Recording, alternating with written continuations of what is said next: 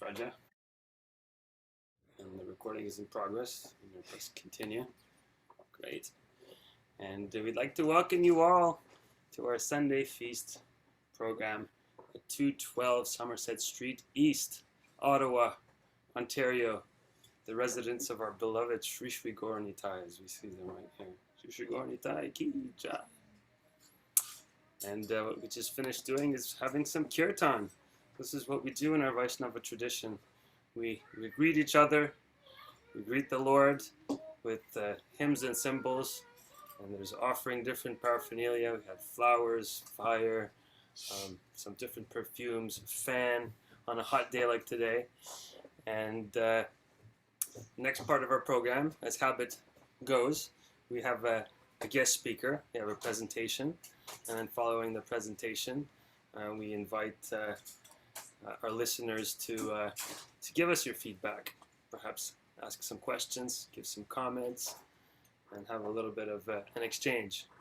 And following that, we have a little more kirtan and some more darshan, audience with the Lord. You can say your prayers and give your words of worship and praise, and that's it. So the program will go to about 6:30, 7 o'clock. And without further ado, I'd like to introduce my co-host for this evening, Mother Yeshika. Is Mother Yeshika here? Yeah, just Mangal Aarti. Hare Krishna. At 5:30, so we'll just... Hold on a second. 5:30. We have 1 minute to spare. So, I don't know, Mother Yeshika, you know how to juggle or something? Or something? No. I'm just kidding. I can juggle 2 balls. I don't have any though. So we're just gonna wait for her to log on. So before we give the introduction, see if she's there. Oh, and I'll take that chance to maybe welcome everybody in person. Here, I'll go do that. I did that last time. So we're gonna welcome Russell Music Academy. Oh, that's us. And we've got ISKCON Broadcast. That's Ilya Prabhu and Dinanath Prabhu, and ISKCON Ottawa Altar. And Her Grace Mangal Aarti Devi Dasi is here. So welcome. We've got Mother Nandamai, welcome. Bal Krishna Gupta, Prabhu. JY is here again, welcome, Prabhu. Kamalochan Prabhu, Mother Kundalata, Haribol, Mother Leela Mohini, Hare Krishna, Matthew Prabhu, Paula, welcome. Radha Bhakti and Hari Prasad Prabhu, hailing from New York City. Welcome, so nice to have you with us today. Mother Rupal, welcome. Mother Sadhana, Sharat Prabhu, welcome. Sunil Prabhu, Surendra Prabhu, Mother Shushma, and Mother Yeshika. So Mother Yeshika, over to you. You can introduce our guests. Hare Krishna, dear devotees. Welcome to our Sunday Feast program once again. Today we're very fortunate to have our guest speaker, Her Grace Mangala Devi Dasi Mataji. She was born in India and lived there throughout her youth.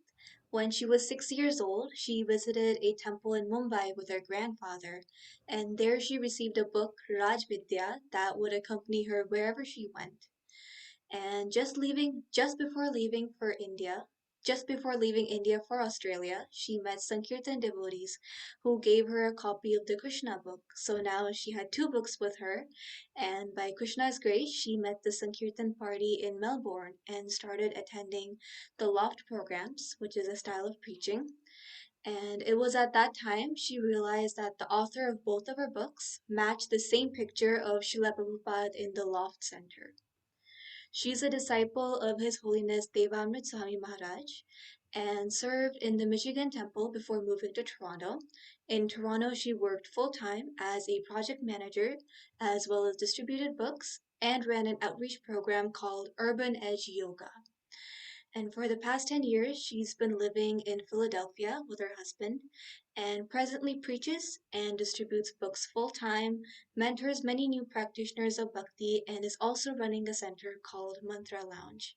So we're very grateful that Mataji accepted our invitation to give us her association, and I'd like to extend a warm welcome to her. Hare Krishna, Mataji. Over to you. Hare Krishna. Please accept my humble obeisances. Glory to Prabhupada. Really happy to be able to see Raja and so many of my friends here. I'm really missed all the devotees in Canada so much. So I believe we have about 45 minutes. Is that correct? Okay. So I'll just pray. Namo Vishnu Padaya Krishna Pastaya Bhutale Srimate Bhakti Vedanta Swami Namine Namaste Saraswati Deve Gauravani Pracharine Nirvisesha Shunyavadi Paschata Deshatarine Om Agyanatimirandasya Gyananjana Shalakya Chakshumilitam Yena Tasmai Shri Gurave Namaha Jai Shri Krishna Chaitanya Prabhu Nityananda Shri Advaita Gadadhar Shivasati Gaur Bhaktavinda Hare Krishna Krishna Krishna Hare Hare Hare Rama Rama Rama Hare Hare. Hari Bol. So I thought a topic for tonight would be independence, freedom. I mean, I've been quite a rebel most of my life, wanting my own freedom and do things my way. Maybe some of you can relate to that. I also thought it's July 1st next week. So I know Ottawa used to have a big Harinam. Does that still happen? Well, I guess this year nothing's probably happening, is it? What is it, Krishna, the loud Russian movie? Does it happen? We're gonna get together for a park Harinam Oh, finally, but oh, Jai. it does happen. But yes, not Yes, like the world famous Ottawa new July 1st Harinam. So yeah, and so I was thinking and here too is July 4th and United States. So that's a long weekend break and it's all about freedom and independence. And I was at Drexel University campus this morning, trying to I had a table set up and I was talking to new students who were just getting their freedom from their home and they were venturing into the universities with their parents looking so worried and with them looking like, yay, good riddance. and you could see there was all these programs and you could see the living entity trying to express their freedom, independence. And these grown-up men, they came up to my table, grown-up boys, but they were really 16, 17 years old, but they looked really grown up. And they're like, what do we do with this obstacle course? Can we just go on? It was just a bunch of tubes, with water and different rides on it. And they just wanted to go in there and explore. So while I was sitting and I was talking to people and in between the breaks, I was thinking about this theme of freedom, independence, and how we really want to express it in different ways. And also, like maybe some of you are married and you might have told your better half that this is how I do it. It's my way of doing things. Or, like just kind of stating that I'm not going to listen to you. This is my way of doing things and I do it. Is it just me or others say that too? So I hope others say that too, because I know I say it all the time. So we like to express our independence and freedoms in whatever way we can. I grew up in India and, I grew up, my father was in the military and I went to all different, like I changed schools every 2 years and there were military schools. And the first thing you do in the morning is you sing songs of freedom. And you remember the freedom fighters who gave their life for the nation. Maybe, maybe some of you might have grown up in India and had that experience, but every morning I could still recite to you, I could just rattle on songs, about freedom and independence and how you can give your life and you should fight for it. I think Canada has a similar history too, but not, I guess maybe not that old, much more recent, but there is some history of fighting for freedom too. And being in United States last year, especially in Philadelphia, was an interesting experience because you saw a nation so powerful and so great from, material calculations. You saw it ripped apart in the middle because you could see, I mean, where I lived, which is in West Philly, the temple's there, and right from our window, we could see police cars, cop cars being burned. We could see, little, what are they, like little bottle bombs, like little bottle with some things that I don't know what they're called, but it's being hurled around and smoke and people pushing cars into fire. And, I was thinking, this has to be unreal. This can't be United States. But yeah, it was going on. But not just for a few hours, for a few days in a row. You would just see our neighborhood just come down like that. And it wasn't just our neighborhood. It was many places around the United States this was happening, that people were revolting. And this was a few months, like maybe 1 or 2 months into the pandemic. People wanted their freedom. And you saw people were saying that, don't make me put a mask on. There was a lot of devotees say that too. I'm not showing my opinion this way or that.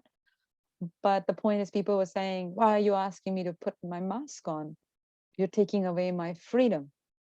And people were fighting against it. So any encroachment on our freedom is, it's just something you can't stand.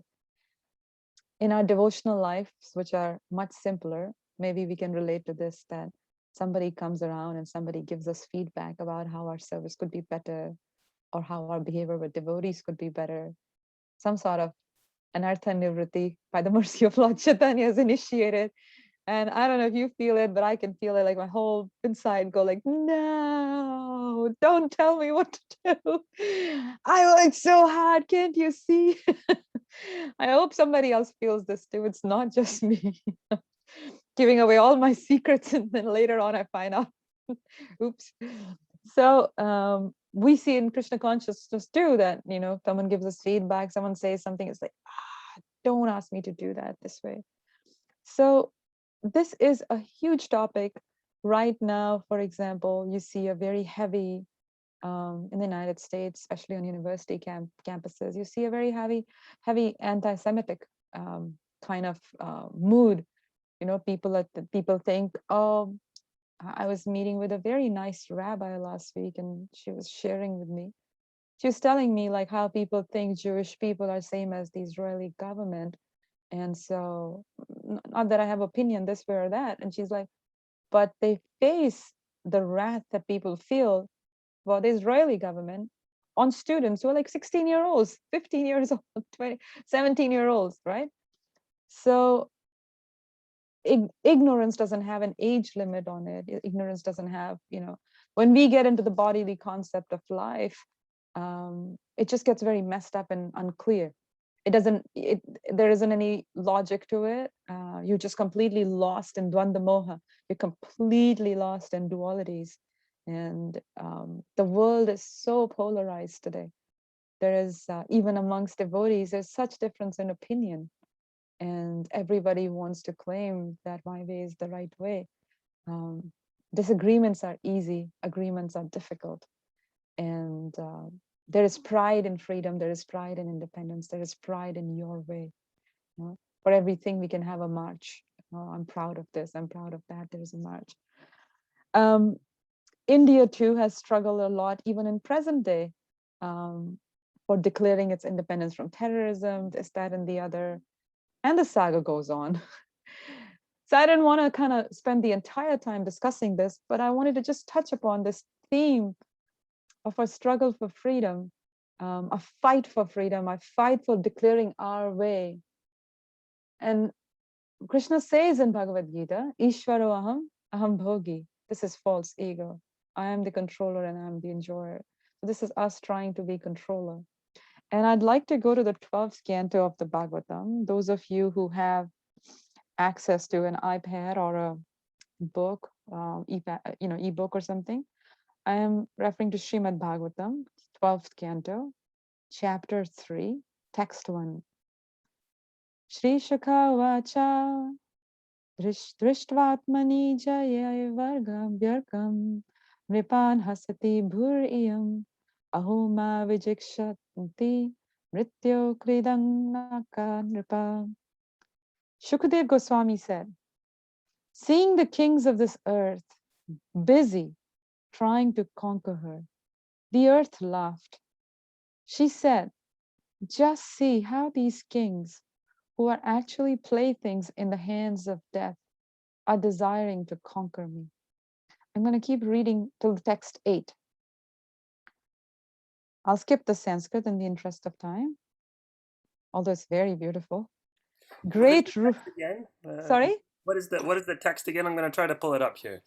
Srimad Bhagavatam, 12th canto, Yeah. chapter 3, text 2. Right now I'm text 2. I'll wait for you to pull it up. Text 2. Okay. I'm just going to put it up And here. we'll go on till text 8. Okay. I see my friend Ishwari Keshri there. Hare Krishna. All right. You guys ready? 2 seconds. Here we Yeah, go. no worries. Unless Ilya Prabhu can get there before me. Let's see.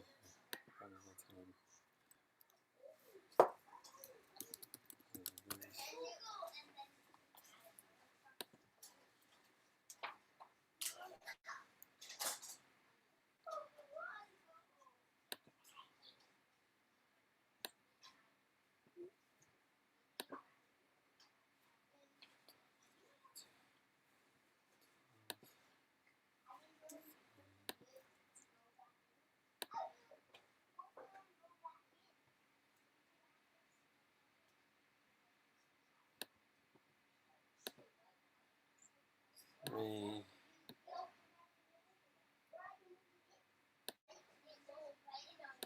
Okay.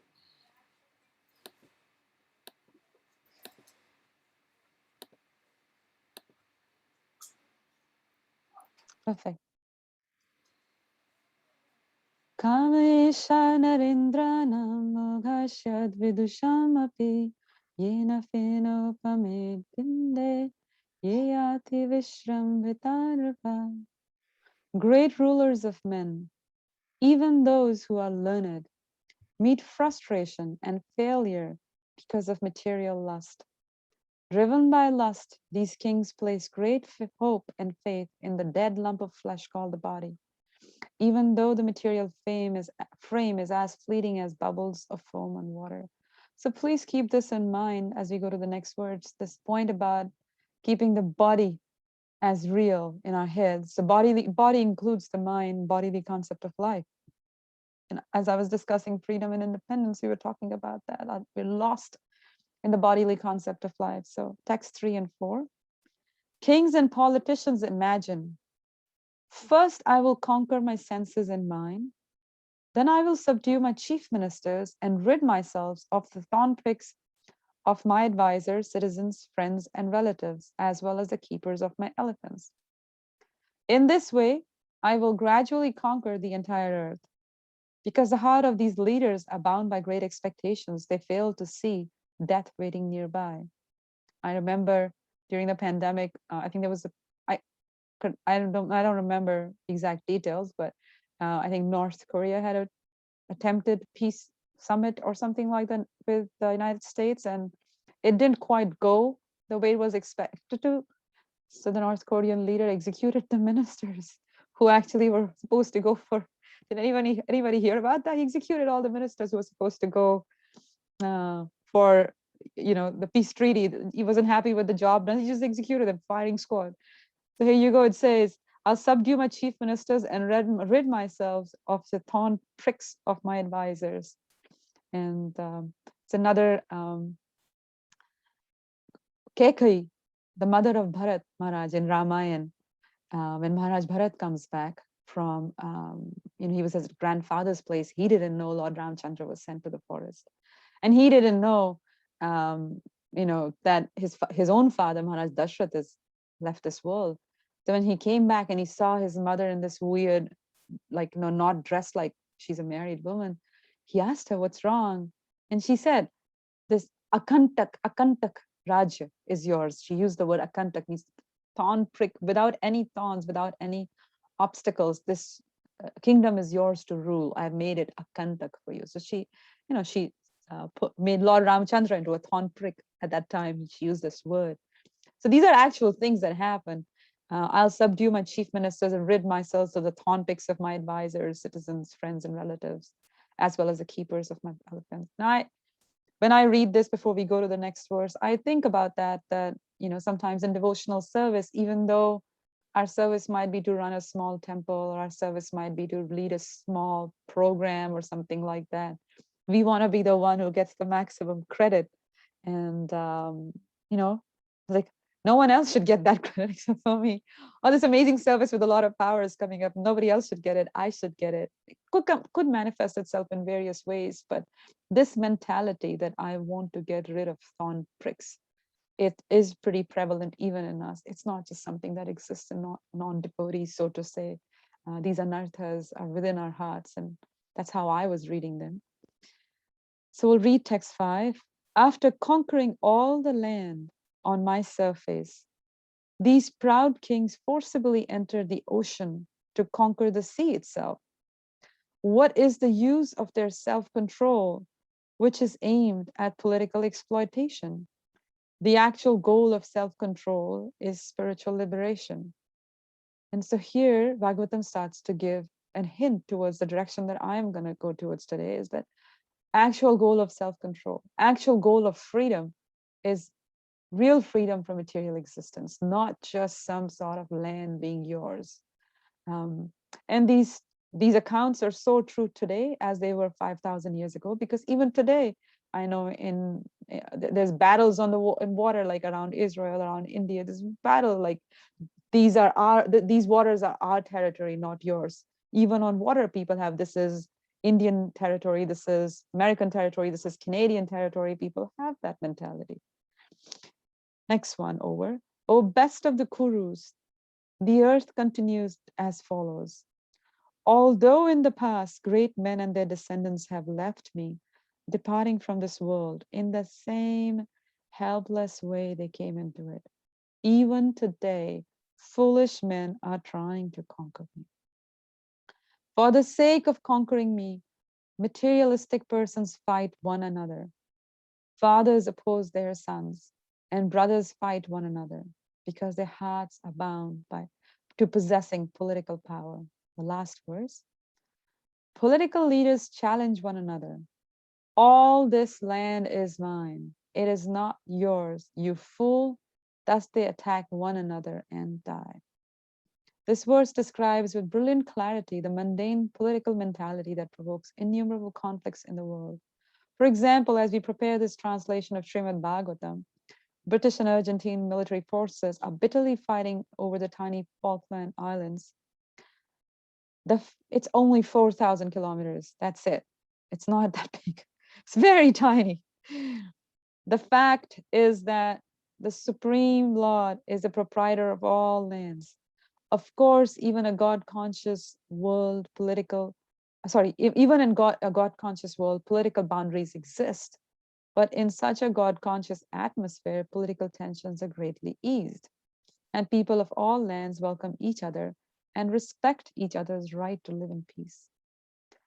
So it is not that we are anti-nation. It is not that we are, anti-boundaries or liberty, or no kids should have their freedom. Everyone should live in complete subjugation of their parents. Or, oh, Raja, you have boys. Do you give them freedom?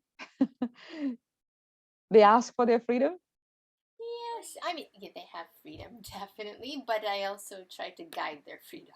Right. Do they come around and tell you, Mom, I'm a big boy now? You don't need to tell what to do? Does that ever happen? Something like that? The middle one, a little bit. Sometimes they'll come and say that, right? And you're just looking at them, yes, let me pick you up in my lap and I'll tell you that, yes, it's all your freedom. So, the child is saying that I want my freedom. And while you don't neglect what they're saying, at the same time, you understand that he doesn't really understand what his full extent of freedom is.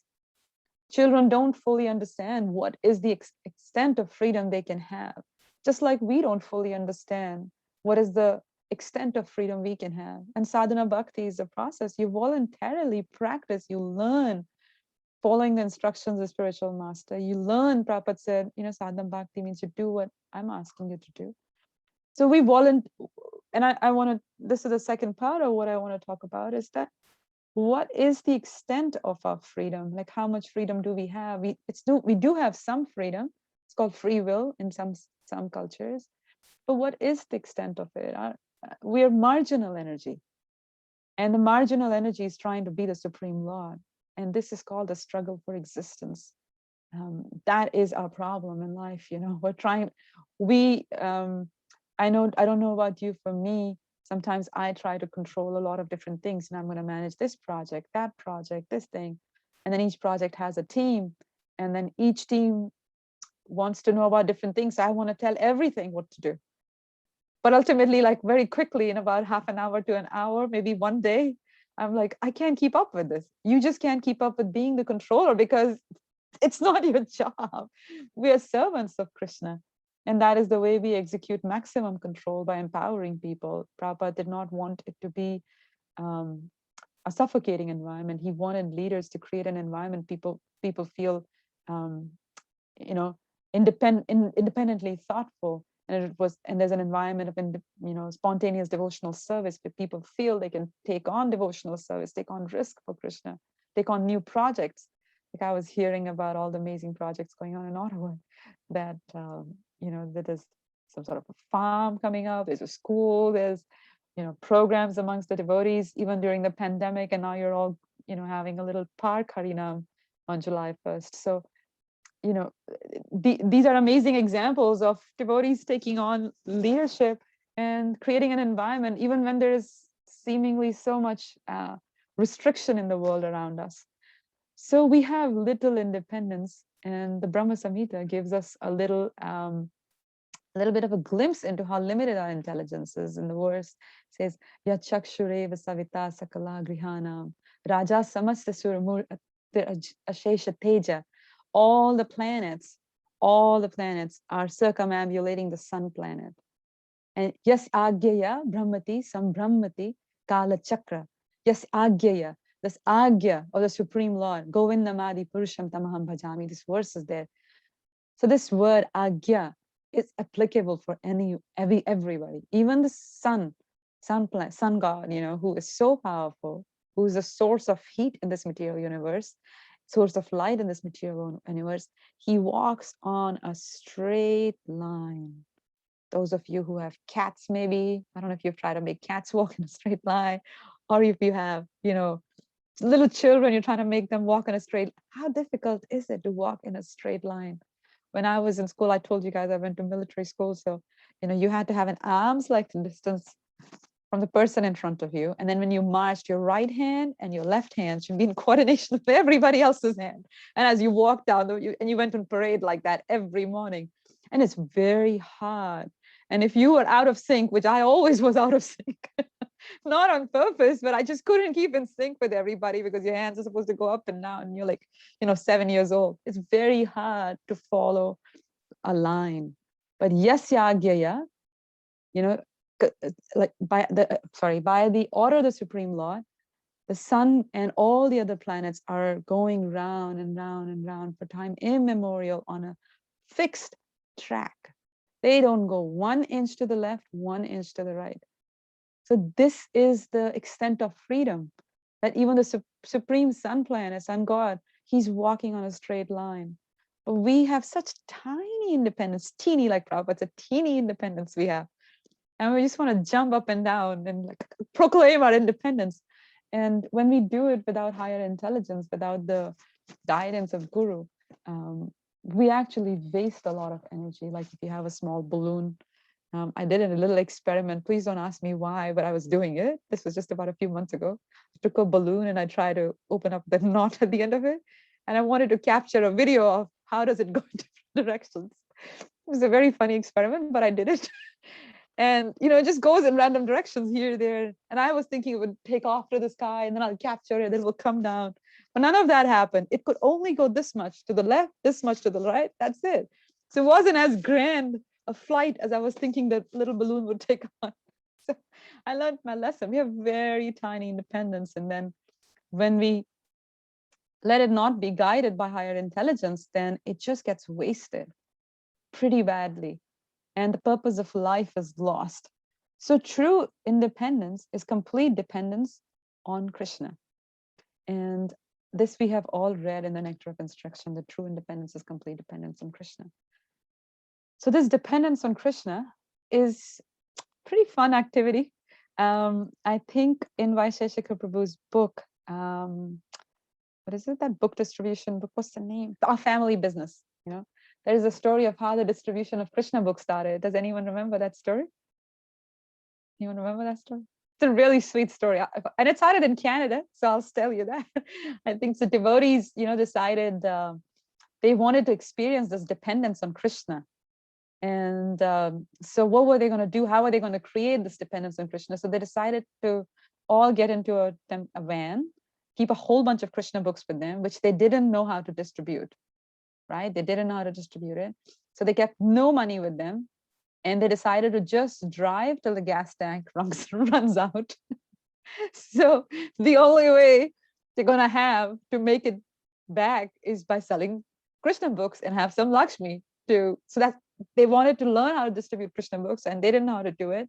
So they created this environment of dependence on Krishna. So that's what they did. They drove till they almost ran out of gas. And then they stopped at a gas station. And they had no money. They had a few Krishna books. They tried to sell the Krishna books to the gas station owners, and they ended up getting some gas. And they were super happy, like, whoa, we distributed our first Krishna books and stuff. So this dependence on Krishna is a real treasure. And devotees over ages have tried very hard to create this environment of dependence on Krishna. You see, Narada Muni did that. His mother left this world, so he went off to the forest. And as he went to the forest, he was depending on Krishna. Prahlad Maharaja, Dhruva Maharaj asked his mother, like, who can give me a kingdom bigger than this? And she said, the Supreme Lord. Where can I find the Supreme Lord? In the forest. And off he goes. He goes. So we're not anti-freedom, but we want to use our freedom in an intelligent way. And when we take instructions from Guru and Krishna, actually Krishna's instructions are coming to us through the spiritual master. When we do that, because spiritual life means spiritual master. So when we take instruction from spiritual master, that is the beginning of our surrendering process. Beginning. It's not the end, it's the beginning of it. And as we do that, then we are like, okay, so it's in the forest. All right, we'll go to the forest and we'll meditate there. So as a devotee, I was thinking about it. Actually, even in leadership, one has to take risk for Krishna. I was thinking it was in 2006, I think. Bhakti Maharaj was in Toronto, and I was very new to Toronto at that time. And the Maharaj was taking a few devotees, I think Devadatta and one or two more devotees. And I got to go. I came from work to take darshan, and I got to. Maharaj was walking, I was running because I can never keep up with Maharaj's pace. Maharaj allowed me to come with him on a walk, I think just, towards the Ramsden Park, that side. So I remember walking. After that, I was practically out of breath, I remember. But and I spoke to Maharaj. I was like, Maharaj was asking, what do you want to do? What service do you want to do? And I said, this is in my 20s, I was thinking, I said, Maharaj, I want to do mantra lounge and bhakti lounge or whatever, and this and this. And Maharaj let me. And I think about it today. I was I think Raja remembers me from then. And I think there's Radha Bhakti on the phone, they remember me. I didn't know much about anything. Neither do I know now, but even at the time, I often think back and I wonder, I said, why did Maharaj have trusted me? Why did he allow me to do it? It could have really blooped. And he's like, yeah, go ahead and do it. And he gave me full faith, full confidence. He backed you up. And I said, okay, I'll try it. For a moment, he didn't let a doubt creep in my mind that maybe I won't be able to do it because he backed me up. And so as leaders, and now I think about it, Maharaj took a risk. He took a risk because he was giving me an opportunity to grow. And this is the mercy of the saintly devotees. Putting faith in people is a risk. It's a huge risk, but we have to do that for Krishna. And as devotees, even a marriage, for example, some of you might, like I said, must be married. I mean, can anybody here say that a marriage is not a risk, whether it's arranged marriage, whether it's someone you met by your own choice or what? Is there anybody who can say marriage is not a risk? That's a risk too. You're investing in children, the children going up, they're going to school. I was meeting parents today on Drexel campus, and they were saying, oh, we don't want to send our parents. It's a risk. As children, it's a risk. Everything in life is a risk. But we place our bets on Lakshmi. We place our bet on money, fortune, things like that. But in Krishna consciousness, we learn to place our bets on Krishna. That is the only kind of gambling that is allowed. So we have to make life a bit exciting. It's quite boring, just to live a safe life in the realm of calculation. Every morning get up and do this, and every Sunday evening I'll dress up like this, and I'll go like this, and I speak like this to these people, and every Monday I'll do that, and every Tuesday I'll do that. It gets boring. But Lord Chaitanya just blows that up completely up, completely up, and he just like opens up the flood of love of God, and brings the Sankirtan movement to this world, which is beyond the freedom struggle, which is beyond nirvana. Actually, nirvana means freedom from material existence, freedom from the realms of from the struggle of three modes of material nature. But beyond nirvana is devotional service, and within that realm of devotional service, Golokera Premadhan Harinam Sankirtan, which is what you're going to have on July 1st. But the Harinam Sankirtan, it is very powerful, because the nature of the holy name is such that it expands. You can't contain it.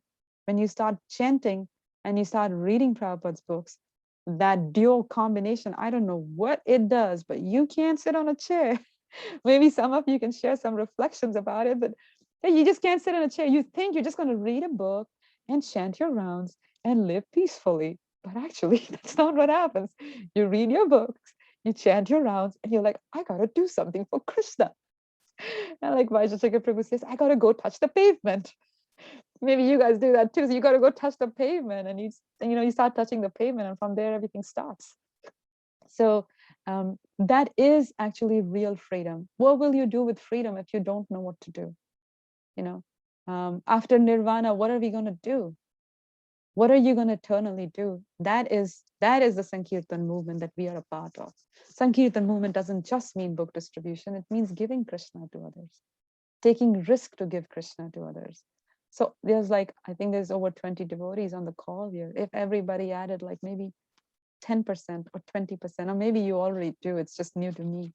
But, we added a 10% or 20% risk in our lives for Krishna. I want to do this something new. It's a little bit more for Krishna, a little bit. Okay, I don't want to do it in real life, but can I at least allow myself to dream about it? Right? We can dream about doing more service. So that one day those dreams will come true, but don't deny yourself the dreams about Krishna. So we all want to dream about doing more for Krishna. Like in a more systematic way, Vaishnav Prabhu says 80% core, 20% explore. So 80% we do a core, but 20% we try to do something. And this is the rule for book distribution he gives, so we try to experiment with that every once in a while, like, okay, what do we do? How do we do it differently? But that principle applies to everything in devotional service. So let me see if there's anything. That's really what I wanted to say. I wanted to just share these things with you. And I can read one small verse from the Bhagavatam, which I really like. It's Kapila Dev speaking to his mother. Well, yeah, everybody should have a son like Kapila Dev. It's really cool. He really says really nice points. And one point he says, Jarayati asuya kosham nigirnam analoyatha. Bhakti, devotional service, dissolves the subtle body of the living entity without separate effort, just as the fire in the stomach digests all that we can eat. Bhakti is in a far higher position than mukti, because a person's endeavor to get liberation from material engagement is automatically served in devotional service. In the interest of time, I'll pause here because I want to give room for questions. But yeah, at this point, I really like the devotional service automatically eats up our subtle body, that our kosham, and all those things that you feel are an impediment today. All those internal things, like in your subconsciousness, your mind, whatever you feel is an impediment, all those that you feel are physical impediments. There is no material impediments in devotional service. All it takes is a heart to dream. Dare to dream for Krishna. That's all I'll say. Hare Krishna. Hare Krishna, thank you so much, Mother Mangal Aarti. It's so nice to see you and hear from you, and to experience or witness your enthusiasm and your vigor and attitude towards taking that risk for Krishna. It's very inspiring. So it's so nice to hear from you. Dear devotees, I'm inspired by you. I was hearing about not the farm that you live close to. So I was really inspired by all of what you guys are doing. Thank you. Thank you so much. So maybe right now, if possible, if there's a few more minutes, do you have some time for questions or comments, Mother Mangal Aarti? Sure, I have all the time. And actually, especially my seniors, if they want to comment or correct me, I'd really appreciate that. Do you have to? Yep. So yeah, please. There's a reactions button at the bottom of your screen, everybody, and you can raise your hand. Raise hand, and we'll take them in order that it comes up for comments, questions, realizations.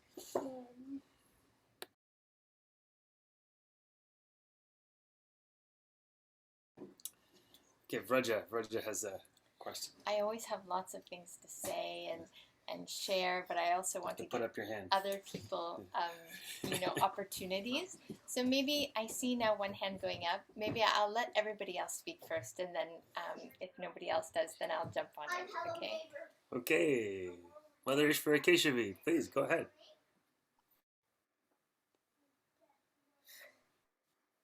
Hare Krishna. Hare Krishna. Please accept my humble obeisances. And too. I just want to first thank you for taking a risk and doing what you did in Toronto, because I was a lucky and fortunate recipient of that mercy. And for those who don't know, that's where I started my Krishna consciousness, in Toronto at Bhakti Lounge with Mangal Aarti. So you were talking about risks and doing, extraordinary things for Krishna. And I just want to thank you for, your bravery. Also, very lovely class and all the things you were mentioning about independence and freedom. But you said this one point, maybe separate, but you said that, disagreements are easy and agreements are difficult in today's society. And just thinking about how, the success of our movement depends on cooperation and the quality of our relationships, but at the same time, it's Kali Yuga and quarrel is the theme of the age. And how do we as devotees, like, what are some tips? Because that will happen, right? That disagreements will come within the leadership, within the community of devotees. But we all, hopefully have the same goal of spreading Krishna consciousness and working for Lord Chaitanya. So how do you deal with this? How do you reconcile that actually disagreements are so prevalent in our age, and what to do? I disagree with you. That's exactly what we do, right?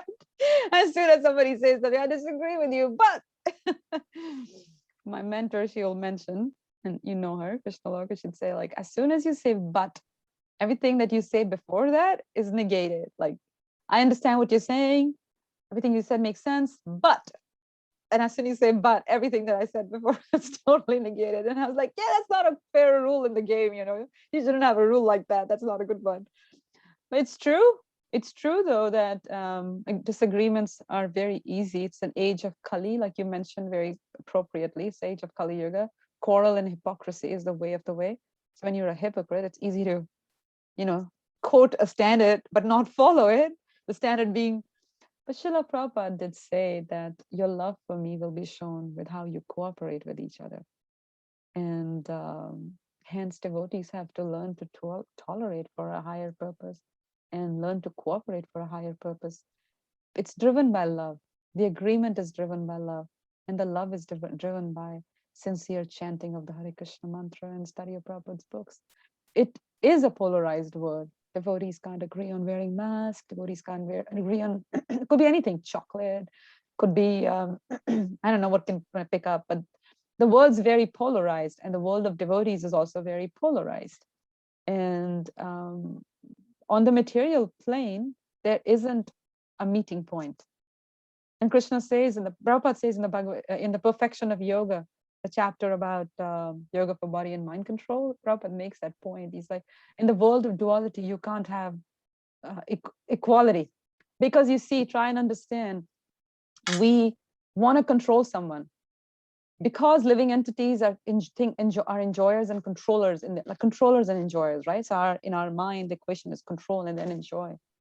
So we have to control somebody. Everybody has to control somebody.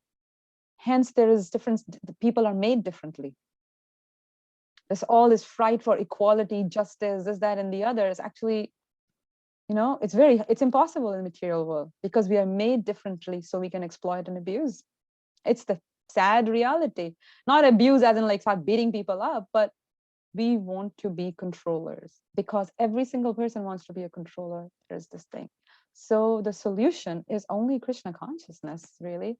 I don't tell people this is the only religion, this is the only dharma, but really the solution is Krishna consciousness, that even if you're a devotee, unless you're Krishna conscious, it's very hard. You have to learn to tolerate for the pleasure of Krishna and Prabhupada. You have to work together. Prabhupada's disciples had to do it. We have to do it. There will be disagreements, but we have to learn to work together by tolerating, most of all, our own mind and senses. Sometimes,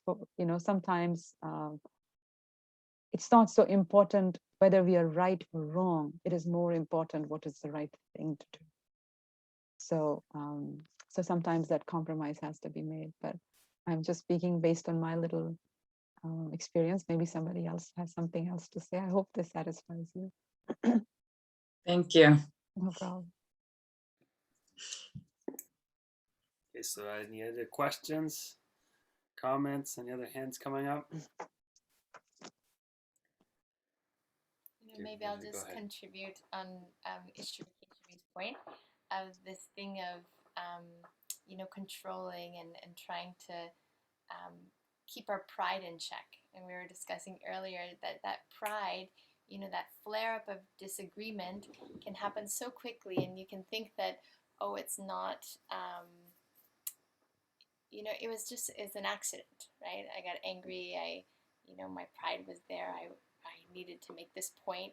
And sometimes these flare-ups of pride can have such severe and long-lasting consequences. And we're an example of this trial of this racism, and this police officer ended up, had this flare-up of pride and just a little bit of something, and look at the lifelong consequence for that. And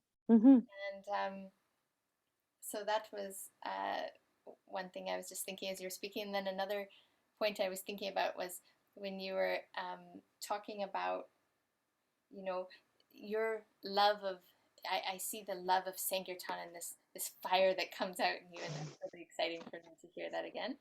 And how we have to take a risk for Krishna.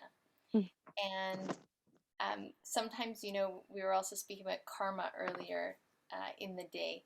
And sometimes, we don't ever want to say to somebody that this is your karma for this reason or next. But it seems that when we become devotees, our karma does change in that way, that as much as we want to just have our peaceful life, chant our japa, read and feel, Krishna conscious, there's something that comes into our, palm where it becomes busier. And why do we fight it so much? Actually, this is part of our karma when we're signing on the dot and scribing in the into the cult of bhakti, into the Sankirtan movement, that this is part of the package. We're saying, oh Lord, please engage us in your service, right? That's what we're saying. So just go with it. So that was kind of a... Wow, what an amazing reflection. You're basically saying, as devotees, also we have karma. If I'm hearing you, understanding you right, like you're, and then same time you're praying that Krishna, please engage me in devotional service. And both those things are going on simultaneously, right? Am I understanding you right, Raj? Yeah, and part of our karma, I mean, once we're practicing Krishna consciousness, is that, we're meant to be going in this direction of taking the risks and right. doing these things. And Karma actually goes away when you're doing that also. It is true. Karma. So depending on the kind of devotees we are, like karma goes away. For most of us, what happens is it's not that the karma immediately like flies out. You all know that slowing of the fan story. Everybody knows that. But my point is, but the point, what does happen is our ability to tolerate the reactions of a karma increases and transcend the reactions of a karma increases. Because sometimes devotees will ask me this question, well, my karma is supposed to go away. So is Krishna doing this to me now? I'm suffering because of Krishna. In a sense, whatever we are getting is Krishna's, minimized karma. We know as a devotee, like Prabhu was saying right now, that karma goes away. So you cut a finger, you know that your head was going to be cut off, and like you just got a cut on your finger. We know that. At the same time, what is happening is our ability to tolerate is going up. And what a devotee can do in these circumstances is not blame Krishna for that. Not that, my finger got cut. Oh, Krishna, why did you do that? So our ability to tolerate does go up, and maybe we can exercise that a little bit.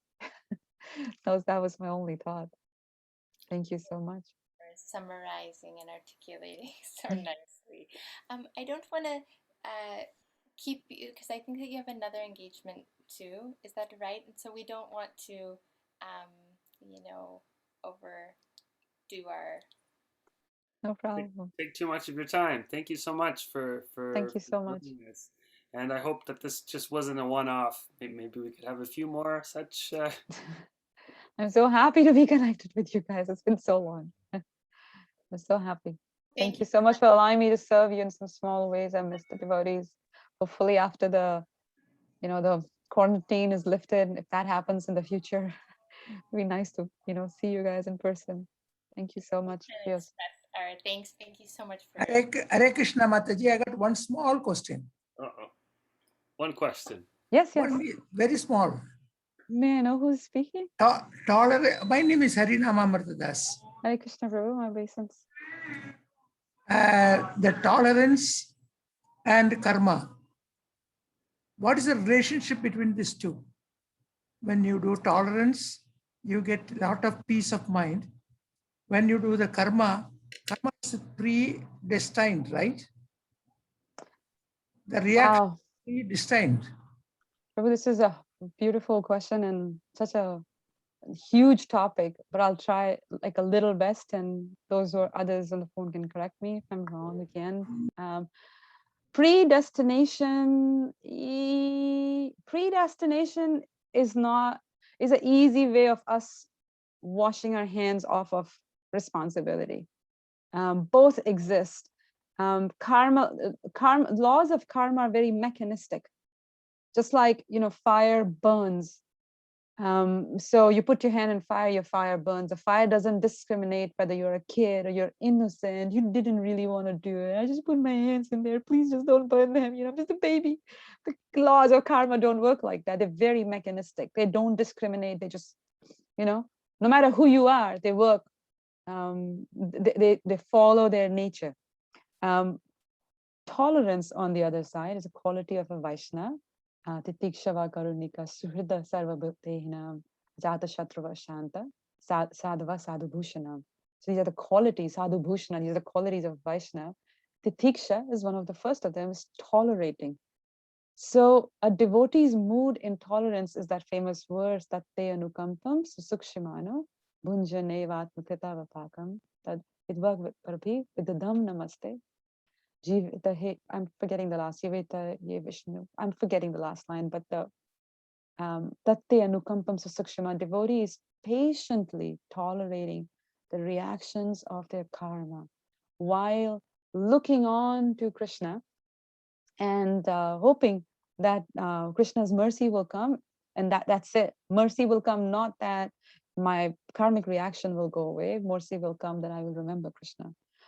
Two very beautiful points come in terms of tolerance. Do you mind, Raja, if I take a minute to speak? One very beautiful, if you can pull it up for me, would help. It's in the Nectar of Devotion.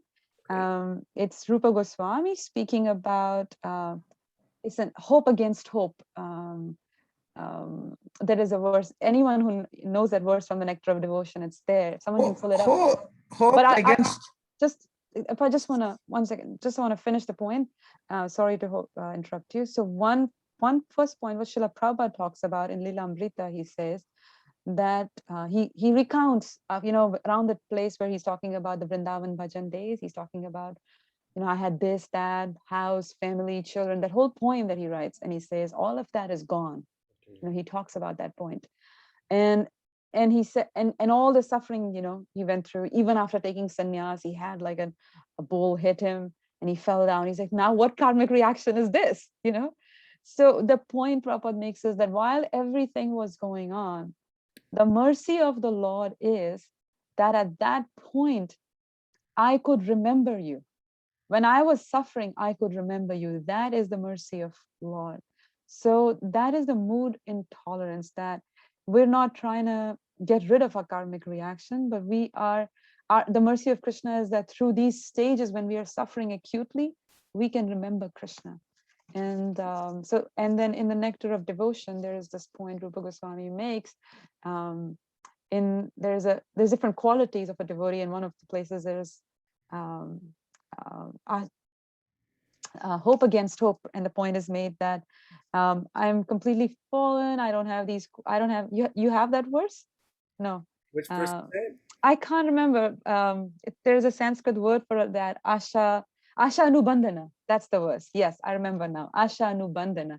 There is the verse, and he says that I'm not qualified. I have all these, horrible qualities. Yet I have hope against hope that somehow or other Krishna, Gopijan Vallabha, will come and rescue me, will come and help me out. So there is this Asha Bandhana or Asha Anubandhana. You'll see that in the Nectar of Devotion. It is there.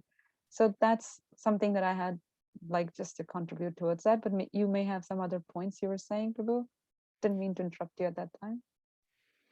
When you say hope against hope, how long we can think of hope and anticipate a new hope?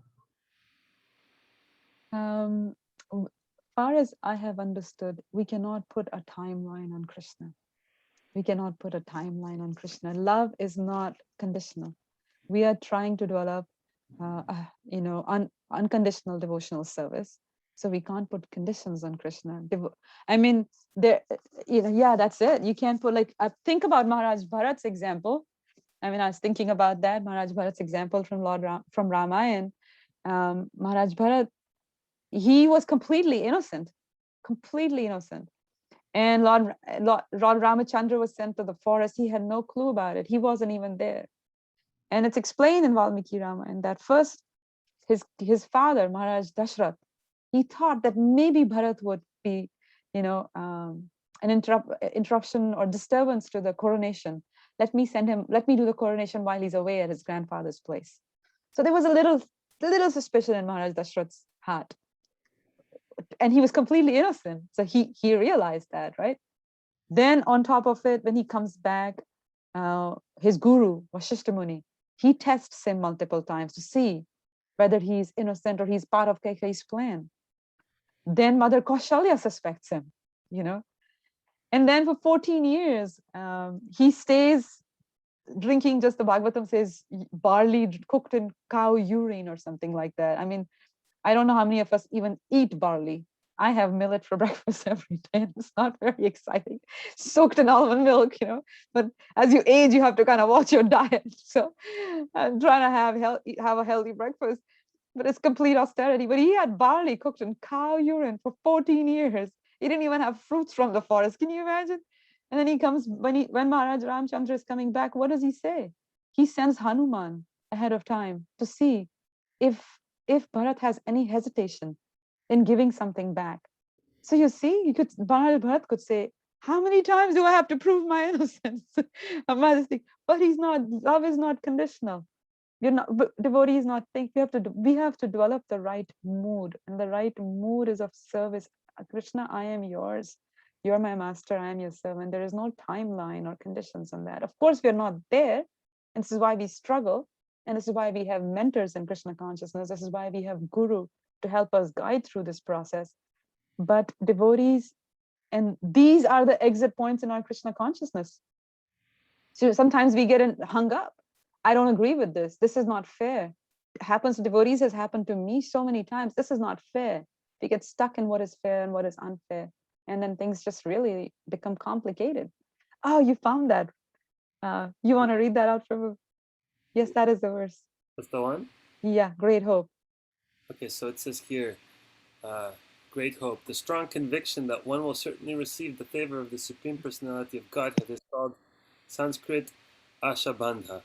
Ashabandha means to continue to think. Quote, as I'm trying my best to follow the routine principles of devotional service, I'm sure that I will go back to Godhead, back home.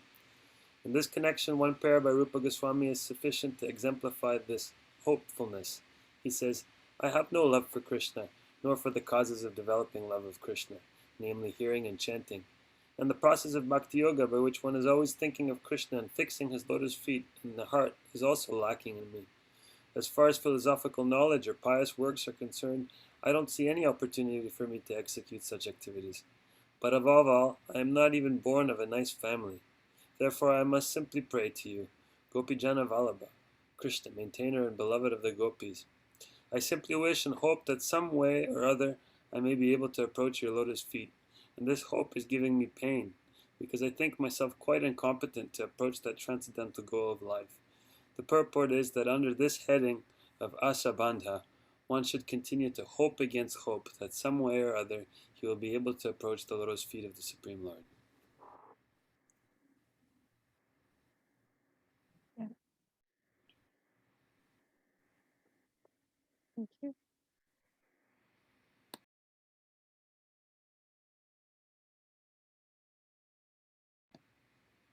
Was that it? Yeah. Yes, that was it. Thank you very much. Okay. Well, thank you so much. Again, we're so happy you were able to join us. And we will see you again soon. See you soon. Hare Krishna. Thank you so much. Please accept my obeisance. Thank you. Yes. Okay. So, dear devotees, I guess now we're going to go on to the next part of our program. We'll have some kirtan and some darshan of the deities. And maybe before we go into that, I just wanted to just remind everyone that Canada Day is coming. So it is going to be this coming Thursday, July 1st. And we are planning to meet at Strathcona Park, which is the park near in Sandy Hill. It's near the temple. You go down on Somerset Street, down the hill, you go all the way to the bottom, and then you're going to reach a river. And at that river, there's a park, and that's Strathcona Park. So we've heard some news from Montreal Temple that some devotees are planning to come from there. They want to come and support us and join us in some Harinam. And despite there are restrictions still on for gatherings, which I think there's only a certain amount of people that can gather in one time in one spot together. So depending on how big our numbers get, then we might split up in a couple of Sankirtan parties, going one way and another, and maybe we might meet somewhere in the middle too. So we're very excited for that. And we'll have some tents up for shade because, not knowing what the weather is going to be like, and that is the case every year pretty much. So we'll try to have some shelter for shade and arrange for some light prasadam and just to keep the energy going. And the time is 1 o'clock till 5 p.m. So that's when we plan to gather there. And the temple will be open, so if devotees want to come for darshan or need to use of bathroom facilities, washroom facilities, we'll ensure that somebody is here and can assist. So without further ado, I guess Prabhu's in the temple, Dinanath Prabhu and Ilya Prabhu. You ready for some kirtan? Yes, just a minute. Hare Krishna.